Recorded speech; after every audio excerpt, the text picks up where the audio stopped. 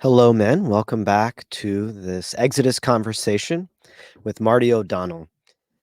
In our first episode, we went through his musical background and how that related to his coming into the Catholic Church.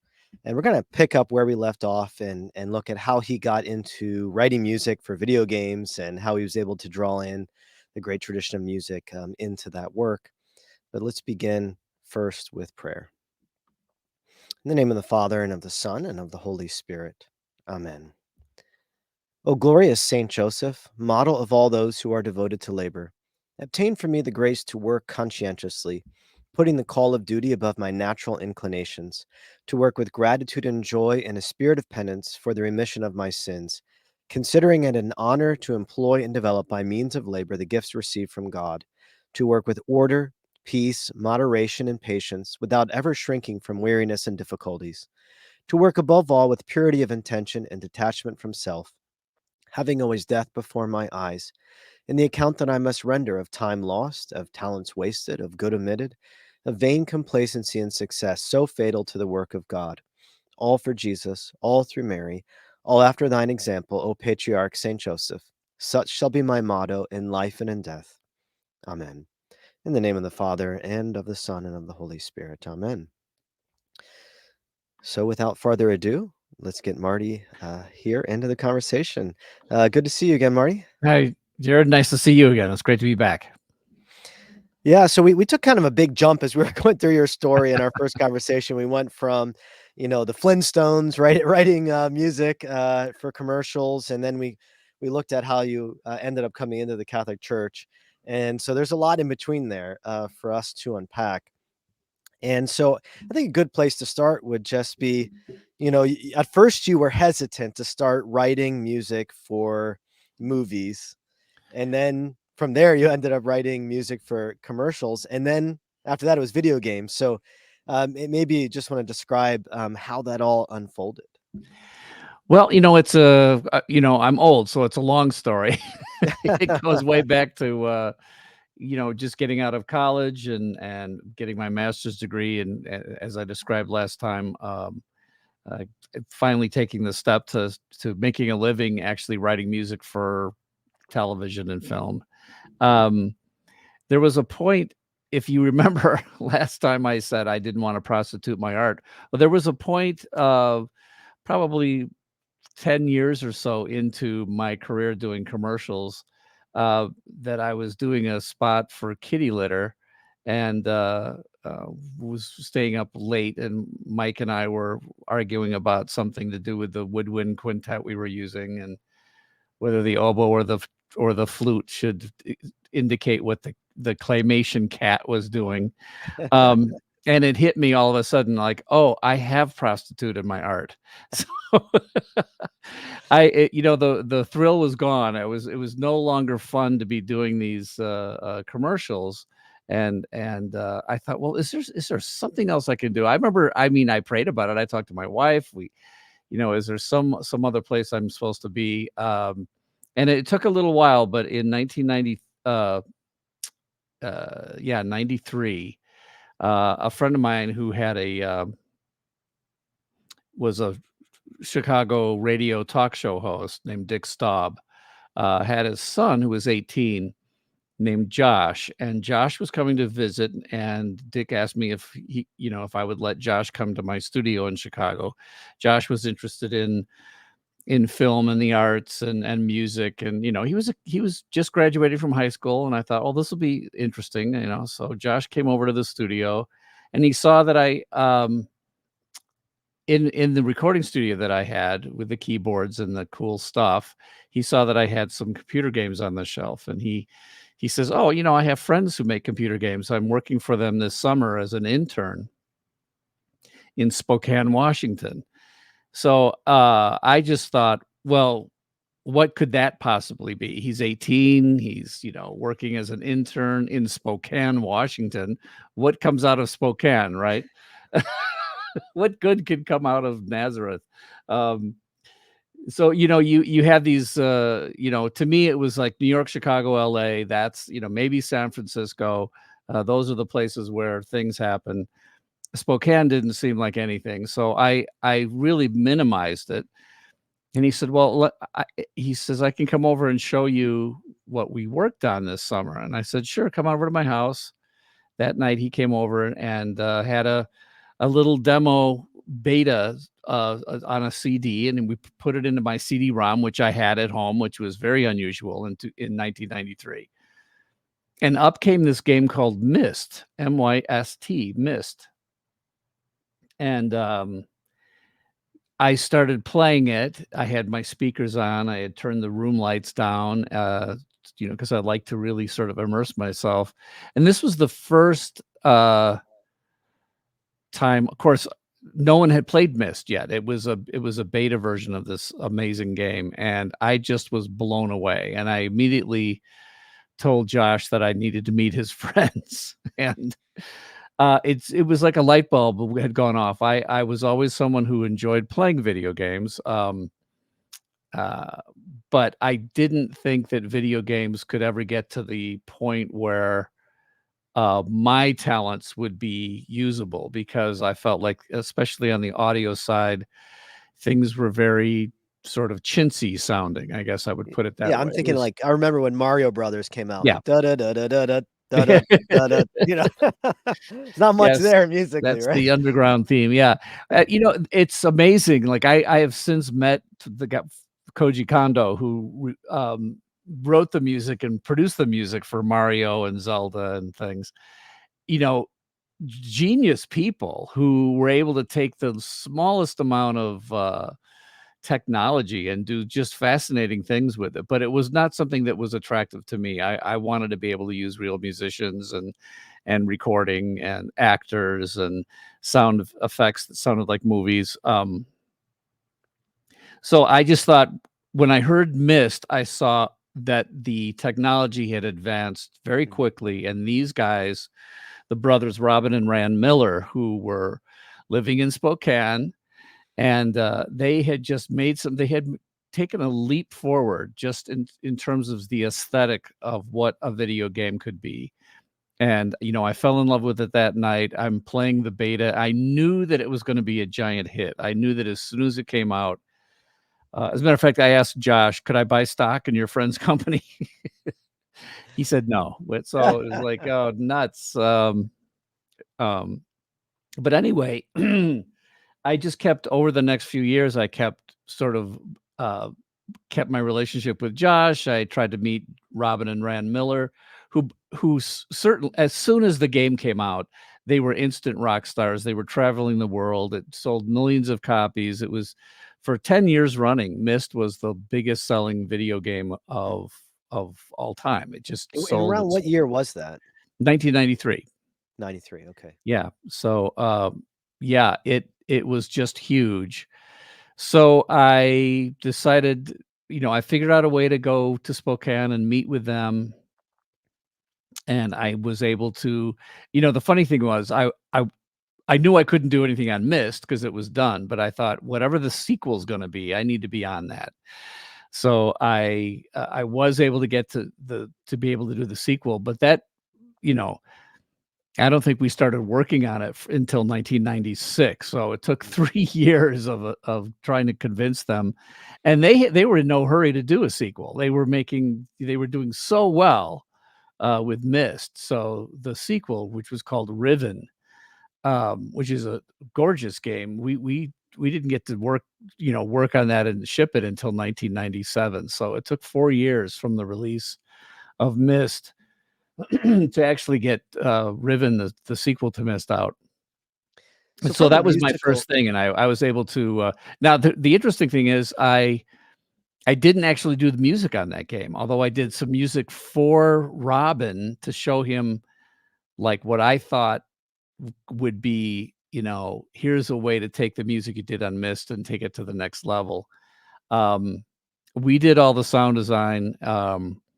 We worked in sound design and hired actors and directed some voice actors and did the cinematic moments, the what in-game movies, and we did the mix and the Foley and all the brought the music in that Robin gave us and put it together. So it was a great first game for us to work on. At the same time, I got a game in a company in the area in Chicago named Bungie, and I saw that once I decided it would be interesting to do video games, I looked around to see if there was anybody in the area, and Bungie was there, and we got to do Myth, MYTH, The Fallen Lords, Mm. which was a game that Bungie did. So we did both of those in 1997. Both Riven and Myth came out in 97.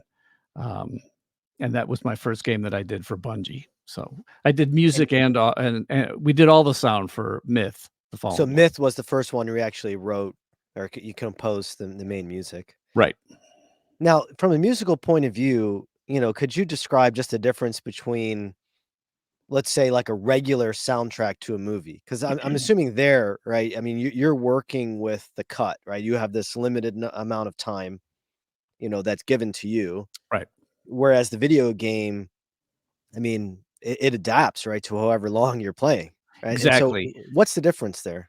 Well, that's a huge difference. And what's interesting is both the first two games I worked on, Riven and Myth, I wasn't really doing much with what we call adaptive music. So the music that we would work on, or even in Riven when we had the music that Robin did, I helped Robin set up his music studio, and recommended some new keyboards, and then did a couple of tracks for him, like I said, to show what you could do with some of this equipment. But Robin was very I don't want to say possessive, but he was very, very, he wanted to be the one who created the music, and he did a Mhm. beautiful job. So it was no problem there. But we would take his music and it was made to go along with cinematic moments.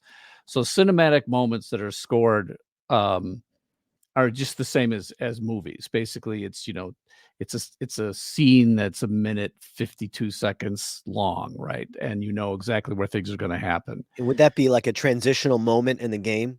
So A when lot you're of playing you times, yeah, a lot of times in games, especially then, and it's still to this day, what we call cinematic moments are moments where it's almost like a reward for completing something. Mm, You finally open the door and you enter into the thing, and then boom, of it's what we call a scripted moment happens, which at that point the player is no longer in control. The player is now watching something unfold in front of them, and because it happens the same way every time, the time element is, prescribed.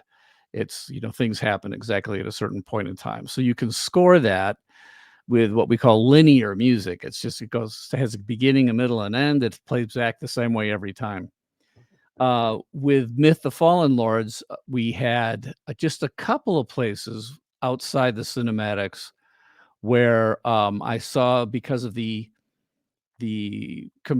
computer program that was controlling audio was adaptive, especially on the sound design side. It had different elements of sound that could be recombined randomly and stretched and compressed time wise based on what the player was doing. And for me, I saw, oh, this could be this technique could also be used for music. So music could mm. be adaptive to what the player is doing. So by the time we did the sequel to Myth, sorry, Yeah, that actually, you're too it's funny. close, yeah. Bungie called Myth because they wanted people to confuse it with this hugely successful game, Myst. So that was So they purposeful, yeah. it was. They knew they would be on the shelf in the store right next to each other, and they were like, maybe people will buy Myth by accident. Um, so anyway, yeah, by the time we did the sequel to Myth, which was called Soul Blighter, I was actually doing some music that had adaptive elements to it.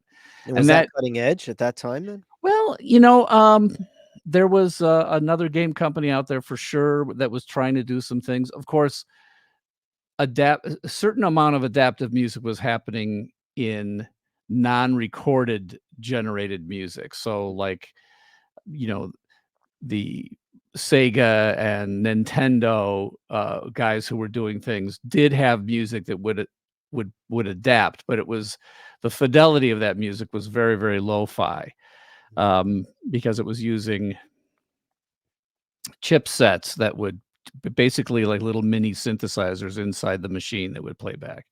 I wanted to be able to actually have recorded music. So now how do we take, layers of recordings and have them seamlessly melt into each other and play back what would sound like a piece of music? I'm doing this with my fingers because I'm thinking of, threads of audio, and you want it to be able to expand and contract based on what's happening with the player.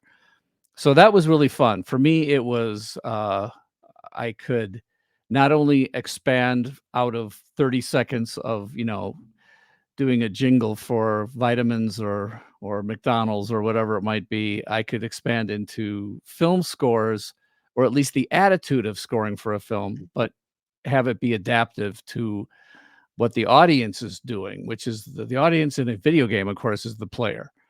And to try to score the players, what I call the emotional journey of a player throughout a game, to actually score that in a way that feels very closely knit to what the experience is for the Mhm. player. Um, that's something I wouldn't say it was cutting edge necessarily, because a lot of different companies and different crews of people and composers. I think about LucasArts especially. There was a group of composers at LucasArts back in the mid '90s, that were really working hard on that, and I used to meet with them at the Game Developers Conference, and we would compare notes and talk about trying to trying to accomplish this thing, which we both had this, we all had the same goal, which was, can music help tell the story without the player feeling like they're being manipulated in some Mm. way, that it just feels like once you're done with some sequence or a level, you go, wow, that was a great experience. I felt like I was in a movie, and you wouldn't know exactly why. Mm. So it was stuff we wanted to try to do behind the scenes.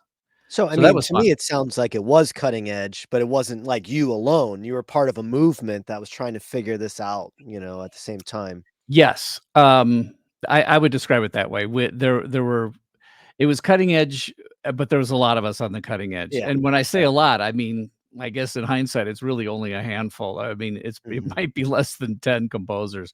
But I remember when I first, going back to '93, and I saw what Myst, the original game Myst, was doing.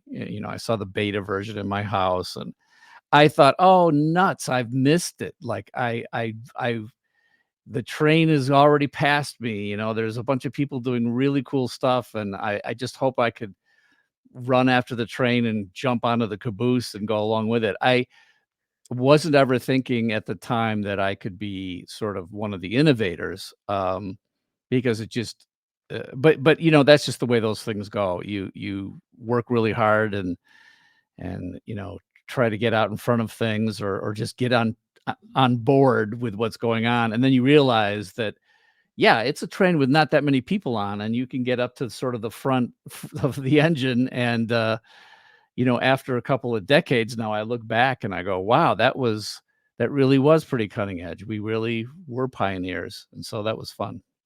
Now you said that you prayed, Yes. like, "Lord, what's the next step?" And then this kind of falls in your lap. So, I mean, do you think God was kinda teeing this up for you? Well, I mean,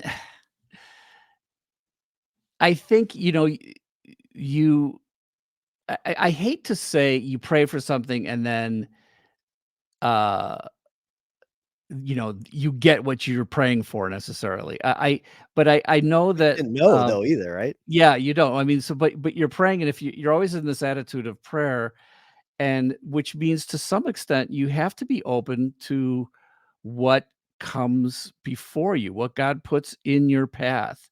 And if you're sincerely praying, you shouldn't I've done this a couple of times where I'm like, okay, this can't possibly what I'm supposed to do. God, no. When I was praying, what I meant was this other thing. Right. Uh, and I think that's the hard part. So yes, I do believe, um, that this was the next right thing, that God wanted me to do, and I had to open myself to it. But it was a little bit of a, well, it was quite a, change. It was risky. There was no assuredness of being able to continue to make a living. And we had a full blown studio in the middle of Chicago that we needed to pay rent on, and we needed to keep business coming in. And this was pretty radical shift. So yeah, I just really did feel that it was the next right thing to do. So yeah, I guess I would say it felt like God was answering my prayer. Yeah, that's amazing. When you look at the great composers of previous centuries, they had their commissions from crats, and then Yeah. also from the church because that's where the money was, right? And so they could be a symphony that was commissioned by a prince or something, thinking like of Haydn's work with the Esterhazy family, or Mozart began his career working for the Cardinal Archbishop of Salzburg. Right. I mean, would you say that movies and video games are somewhat the equivalent, right? I mean, in the sense that this is where the money is, and so this is kind of driving the development of music right now.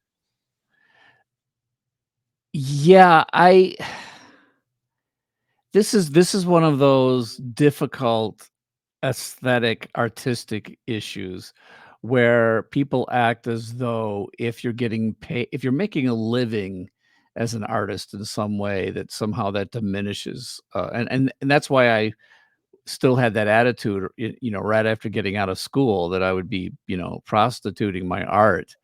I don't know where that comes from because, like you say, all the examples we have of great art, whether it be music or art or whatever, there is somebody paying for it. It's like, Bach was a Kapellmeister, and Mozart, you know, all these aristocrats who were patrons of the arts, the Medicis, and so much great stuff. And so everybody has to make a living. And this is, there's if you read the letters of Michelangelo complaining about not having enough money from the Pope or whatever it is. It's really funny. It sounds very, very contemporary in terms of what his problems were.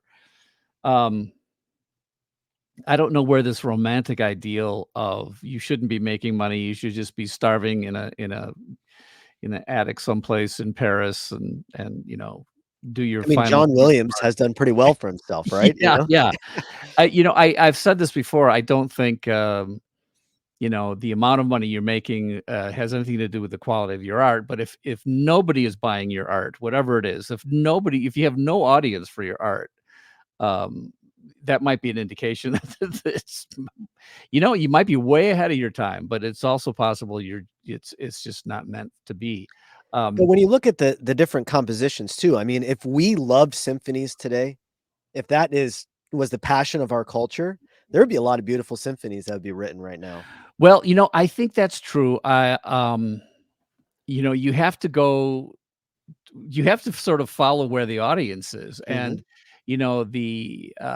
I find it fascinating that in the video game industry, we're actually writing bigger, longer, more expansive pieces of music than they are even for film, because Mm. film is constrained to, like, 2.5 hours long, sometimes even less. And the amount of music that's in the film is usually under something, and you know is sequences of a minute and a half. Whereas in video games, there are some video games, like we did a prequel album for Destiny called Music of the Spheres, which is 50 minutes of music it's actually meant to be listened to. It's from beginning to end. It's like an orchestral suite. It's essentially, a symphonic work, um, that people like, right? So, I mean, it should be the kind of thing that would be performed. But if you think about people who go to symphony concerts, it's a whole different audience now. That's not where that's not where the people are. It's a very constrained, smaller. It's sort of like, going to a museum to look at art, it's great. You have all this great art in the museum. There might not be a lot of new art being produced for the museum, but if you watch, animated movies, or you watch a movie with special effects, you are seeing. I just watched the movie the other night. Oh, it was Dune 2, um, which was a sci-fi novel that I thought was great. Dune was a great novel. And now we have the technology to really put that up on the screen and make you believe everything you're seeing. But I watched the end credits because I always do, and I think there was 1,000 people working on that film, and Wow. hundreds and hundreds of artists, who each one of those names that I saw who were artists probably can do on their own amazing works of art. But that's not where that's not where they can make a living today. You can't, Right. doing a painting and commit. Why are there not that many portrait artists as there used to be 200 years ago? It's because we have photography. It's just a simple fact. Is if you have a new way of doing portraits, that doesn't mean that an artistic portrait isn't beautiful and wonderful and valuable in and of itself. It's just not practically how everybody gets their, you know, they want themselves to be remembered into the future. So I need to commission an artist to make my portrait. It's like, no, we got iPhones and we do selfies all the time. And that's the way that is. Would you So say that's the same thing with technology's live changed. music? That because Yeah. you have recorded music, you don't need to go to a performance of the symphony or whatever it is any longer? Well, I looked at, I've been looking at this a little bit. And even when you do the history of music, and people talk about the great composers, and there's always this timeline of this different composers in the different periods, and they always end with the modern era, and it usually ends with Stravinsky, which is 100 years ago. Um, so why is Stravinsky sort of the end of the great master composers? Well, in my opinion, it's not because composers suddenly stopped having talent. It's because recordings came in. And if you think about all the years of music, a composer would write music, but it didn't exist in people's heads until they went and saw a performance of that piece. So Mm, every time a piece of music was heard, it had to be performed by musicians. And so you had a small number of composers who were good enough to make it worthwhile for musicians to perform this music over and over. And there's tons of music that is just lost to history because it didn't stand the test of time. But when recordings started coming in, you you don't need that. And so the sort of maestro composer who sits and is able to like pour out this score and then get the musicians to perform it, and the audience can only hear it when they hear it live. That's done. Now we have, when you think of the ubiquitous nature of music, there's almost too much music now with all the extreme, yeah. streaming, with the it's on a, you can't watch TV without hearing music constantly. You don't Every time you go to a film, you're hearing music constantly.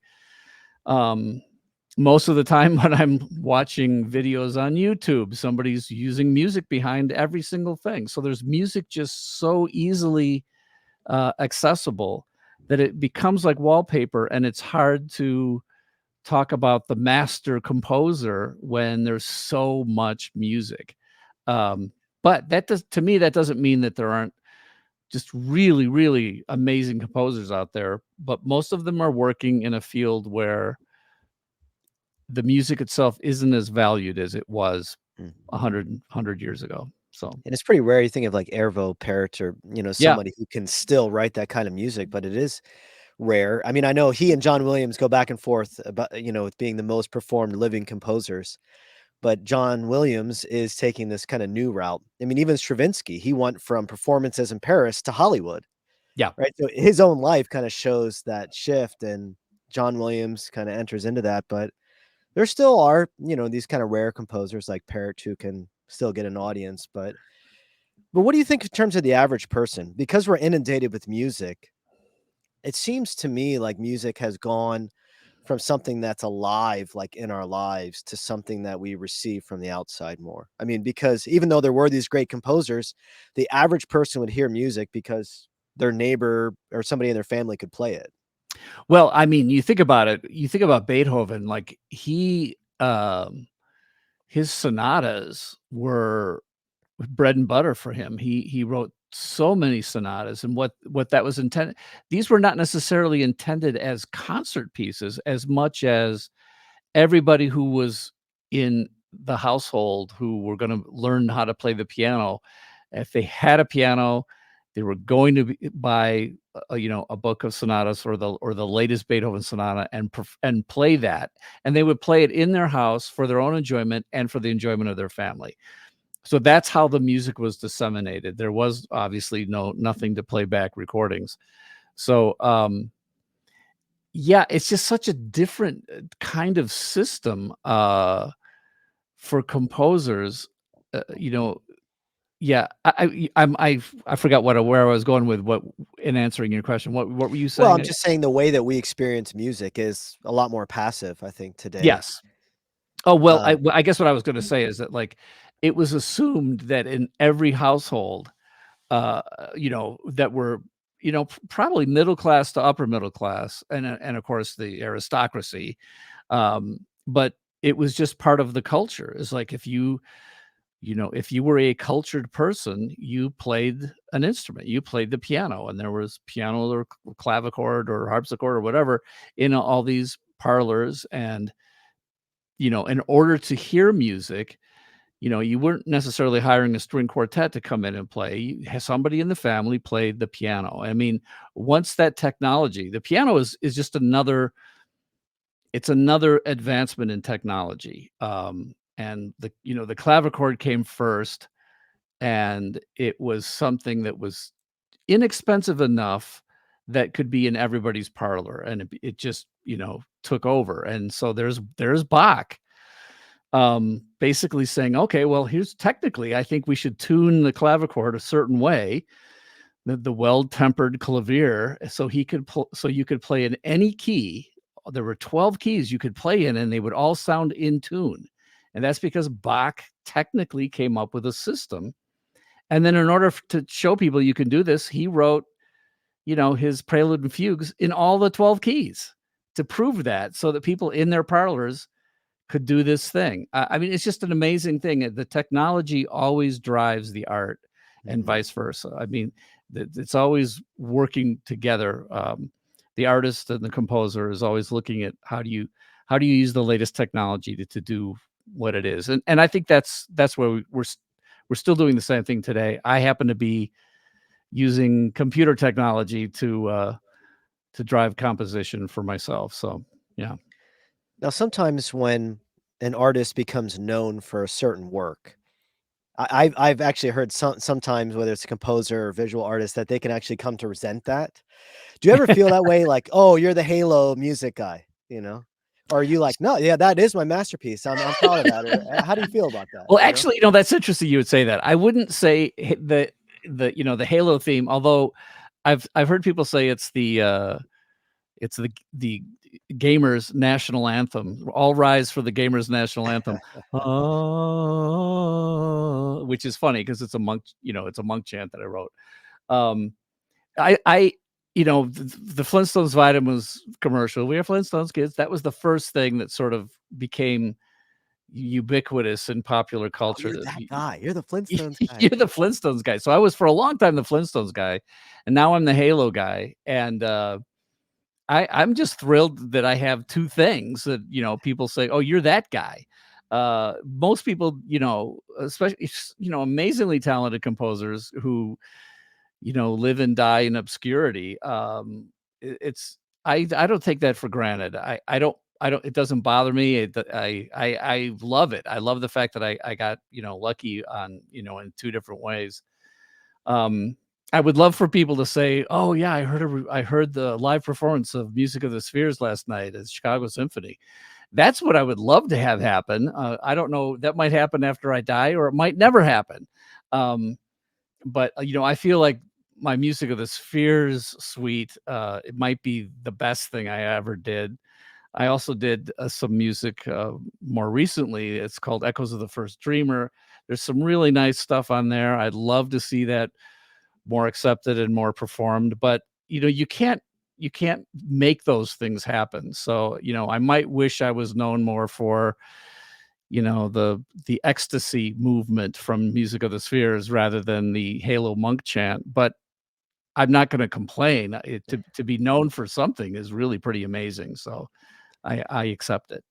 So how did Halo come about? If this was kind of the thing, the second thing now that you've become famous for. Yeah, well, I've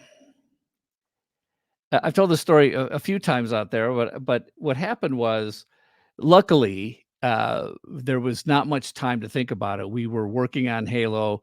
We were building this product for the PC, and the sound engine and the surround sound that we were experimenting with, because this was early 1999. There was surrounds. You could get surround sound speakers to work with your PC. So I was really trying to push some cutting edge technology, but it was all based on how the sound design worked. All of a sudden, we had this opportunity to show Halo to the world at Macworld in '99 that was going to be introduced by Steve Jobs. I didn't tell the story last time, right? Just double No? check. Okay. Yeah. So Steve had this opportunity came up, and we had like less than a week to come up with something to show at Macworld in 1999. So we knew he was going to be on stage. We knew it was going to be a big deal, but we had to show it on a Macintosh, and the Mac at that time had some new technology called OpenGL, which was a new 3D graphics engine. So the guys had to like quickly adapt. We were always going to release Halo on the Mac, but we hadn't been working on the Mac. So we suddenly had to like figure out how to get the engine, the graphic engine and the game engine to work on the Mac. And so the guys were working on that, and they're like, we don't have an audio component yet that comes out of them. We can't do graphics and audio in less than a week. So I said, okay, so what are we going to be doing? And it's like, we're going to do like this, approximately 3-minute long scripted in-engine demo. So it actually is going to be playing in real time on the Mac to show the power of this graphics. And I said, well, what are we going to do about audio? There won't be any sound effects, there won't be any music. It's going to kind of go flat. And so I said, how about I'll do a score, and we'll just put it on a CD. So somebody will hit play on the CD player at the same time somebody else hits, the space bar on the computer, which starts the demo. And we'll just cross our fingers and hope that it sort of syncs up. So that was the plan. So I didn't even know exactly what the graphics were going to be or what the story was. I knew in general, one of the guys who was working on here's the best way to show this exciting new product. We would focus on a single Spartan Marine in green armor. This is before we even knew about the character Master Chief. And he would go inside to outside. He'd jump in a Jeep and aliens would chase him, and cool stuff would happen. And then they would plant the flag on the hill or whatever. It was like this sort of cool sequence of action events. And I remember talking to Joe Staten, who was working on this scripted event that was going to take place over 3 minutes. I said, what are we trying to do? What's the emotions we're looking for in the music? And he goes, well, I just think that people need to feel ancient, epic, and mysterious. And I'm like, that's great. That's a wonderful. So I figured out how to make sort of a ancient, epic, mysterious story out of this piece of music, because all pieces of music tell a story of some sort. So if you tell a strong story musically and you sync it up with a strong visual story, the audience will make their own synchronized moments come together. It's a little bit of a secret that composers know, that if you have good music against good visuals, you don't have to worry about making perfect synchronization points along the way, because the audience will automatically, the listener and the viewer will do that for you. So I was once again crossing my fingers, hoping this would work out. I knew it had to be somewhat musically malleable at the beginning and the end, in case at the last minute they could only do a 2-minute thing and I would have to like quickly do an edit that would smush it together or expand it. So I thought, well, as I was driving over to the studio on a Saturday morning, and they were going to leave on Monday, so I had the weekend, 2 days to come up with this. So I was going to drive over to Mike Salvatori's studio, because believe it or not, our studio had just burned down, and so we were now working out of the basement again Oh my while we goodness. were looking for a new place to go, which was very traumatic. But I was driving over to Mike's house, and I thought, okay, ancient. First thing I got to do is come up with something that sounds ancient. Well, Gregorian chant sounds ancient, so um, we'll get some of the jingle singers in, and together we'll just sing some Gregorian chant and make it sound very ancient and mysterious. And um, so I thought Did about, anybody think you were crazy for that idea, by the way? well, here's the thing. I was all by myself, so there was nobody I didn't bounce it off of anybody. Because you just had to run with it, right? This I is had to coming run up with it. We fast, had no right? Yeah. time. Like this is what it was gonna be, right? So, thank goodness, because I have a feeling if we had time and a committee looking at it, it probably wouldn't have happened, right? But, so the funny part is because I was a jingle, writer, I knew that if I was gonna write a Gregorian chant melody, it would have to be able to stick into people's heads, because that's a good branding thing. So I'm thinking Dorian, I just chose Dorian. Da, da, da, da, da, da, da, da. Da, da, da, da. Yeah. So then I thought, well, what's a good melody that sticks in people's heads? Well, I've always loved Yesterday by Paul McCartney. Yesterday, da da da da da da da da da. Da, da. Okay, now I'm gonna do a Dorian with the same shape of the melody. Da da da da da da da da da da da da da da. I'm like, okay, that'll work. So Medieval Monks meet the Beatles. That's great. Exactly. I love it. So I came into Mike, I said, "Okay, we're gonna start with a monk chant. Here's how it goes." He goes, "Okay, monk chant, whatever, dude, fine." And then, we took it from there with some, epic drums and epic orchestra, cellos and violins. And, we were good enough and experienced enough. We had been working in 99. We had been working for 15 years, so more than 15 years, and had done, we just knew how to turn things around quickly and get orchestras and musicians and singers and people in and out of the recording studio. And so that's how we did it. So we recorded it on a Monday morning. I took it over to the guys. We mixed it. By noon, I think it was at the guys, they were leaving at whatever, 4 o'clock on the airplane to go to New York. And I played it for them on a CD. And they're like, yeah, this is great. And see you later. And then the dress rehearsal was the next day, and Steve Jobs heard it and he goes, this is great. Nobody has to talk. So we'll just let it be music and visuals only. And on that Wednesday, it was shown to the world. So yeah, July of 1999, it was shown to the world, and it just blew up. It just became, everybody was like, we have to play this game. When this game comes out, this will be the game to play. And I think it was a combination of things. We showed it at the right place at the right time, and it had this just amazing.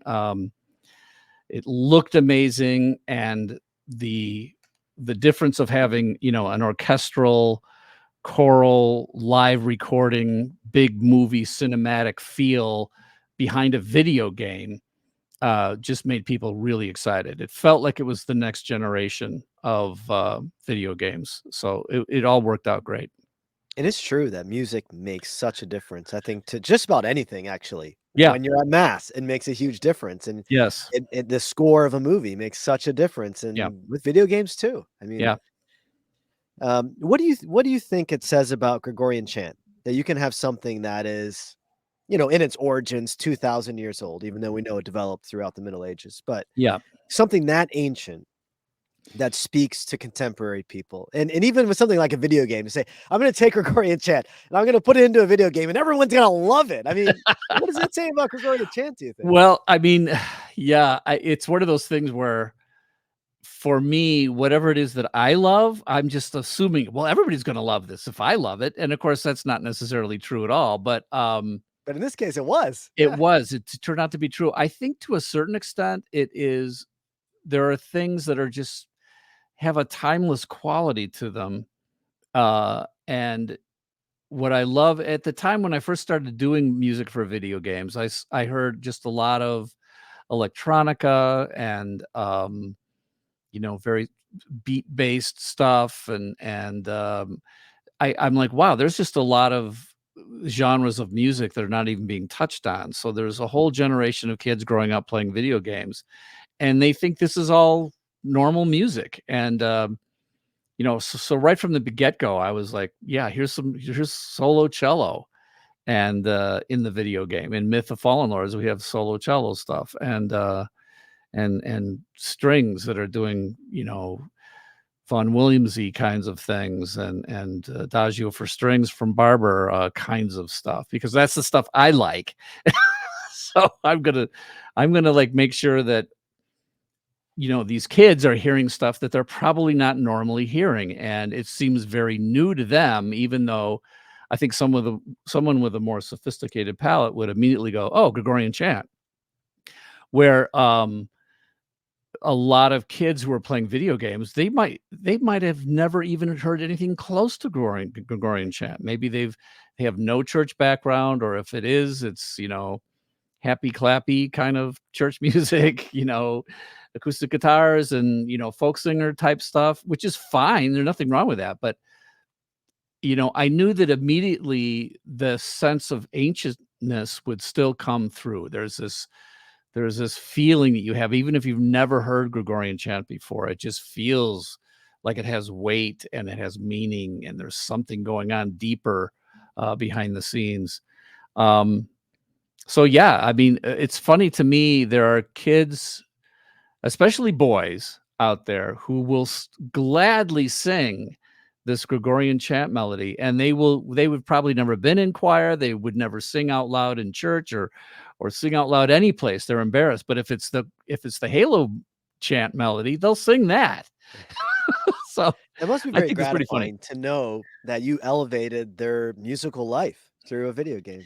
Yeah, I mean, even though I was thinking this probably will sound new and different to people who are not used to it, I never thought it would, like, be this sort of elevated thing for people. I'm glad that it did. I was sort of hoping it would, but I thought, well, that's probably too much to hope for.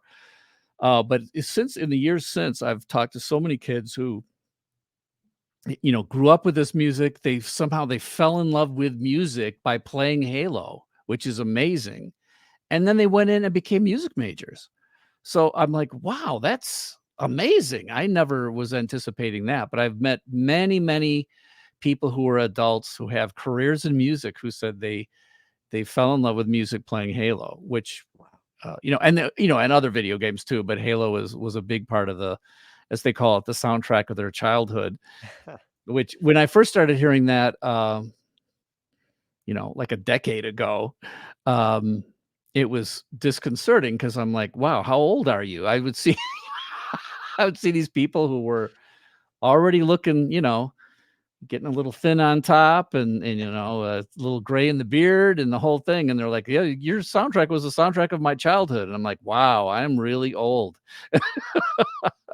Now it doesn't bother me at all. I love hearing that. That's wonderful. Yeah, Well, I think that's a good place to stop for today, but I think when we come back for our next conversation, we can pick it up from there and sure. look at maybe some of the things that you're working on now. and Okay. how your music continues to develop. So, Yeah, I would love to do that. Marty, thank you so much for joining us, and blessings everyone who's listening. And we hope that you will join us next time. Thanks a lot, Jared.